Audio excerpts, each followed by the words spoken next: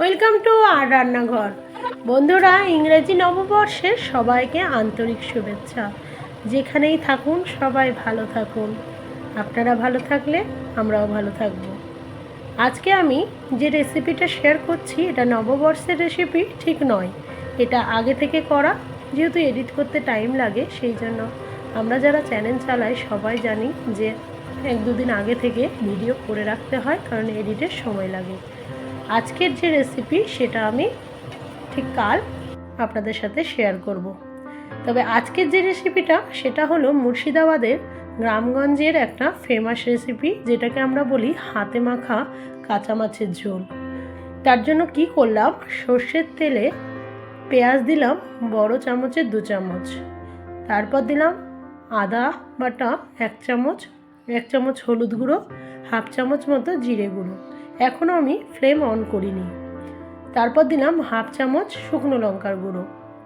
এবার flame on করে আমি দিলাম স্বাদ মতো লবণ।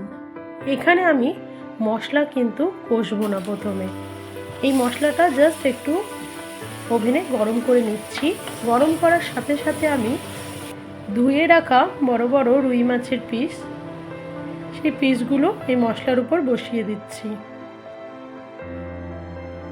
দেখুন, একটা একটা করে সব বসিয়ে দিলাম। এবার উপর থেকে আমি কাঁচা টমেটো, পাকা টমেটো মিলে, খুব বেশি পাকা না এই টমেটোগুলো আমার, সেই টমেটো পাতলা পাতলা করে কেটে রেখেছি, সেগুলো উপর থেকে দিয়ে দিলাম। এটা আমাদের মুর্শিদাবাদের প্রায়শ বাড়িতেই হয়, কিন্তু আমি একটু আর রান্নাঘরের তরফ থেকে একটু মডিফাই করেছি রান্নাটা। তারপর 4টে কাঁচা লঙ্কা চিড়ে দিলাম এবং মটরশুঁটি উপর থেকে ছড়িয়ে দিলাম। আমি যেহেতু ভিডিও করছি সেই জন্য আমি দেখতে সুন্দর লাগার জন্য একটু মডিফাই করেছি। এবং এরপর আমি দিলাম ধনেপাতা কুচি উপর থেকে। দেওয়ার পর আমি কিন্তু এবার ফ্লেমটা অন করে দিয়েছি।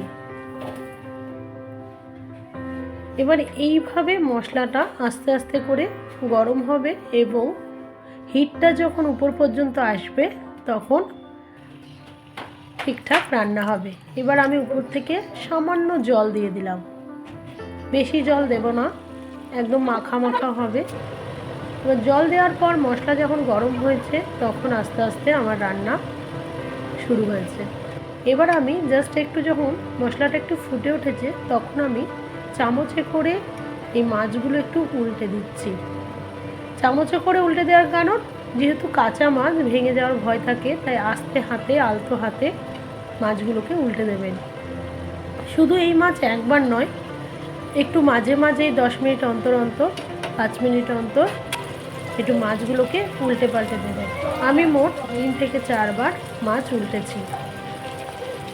এবং মশলাটা এইভাবে আস্তে আস্তে মশলাটাও কষা হয়ে যাবে এবং বিশ্বাস করুন খুব তাড়াতাড়ি এই রান্নাটা আপনাদের হয়ে যাবে। কোনো ঝামেলা নেই এবং খেতেও অপূর্ব স্বাদের। আমি ঢাকা দিয়েছি কিছুক্ষণের জন্য।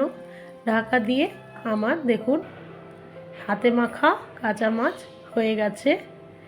খেতেও অসাধারণ হয়েছে। মশলাটা দিয়েই ভাত মাখিয়ে খাওয়া হয়েছে এবং মাছও ভেতর থেকে সেদ্ধ হয়ে গেছে এবং একটা আলাদাই টেস্ট এসেছে। আমি এখন কোনো দিন এই রান্না আগে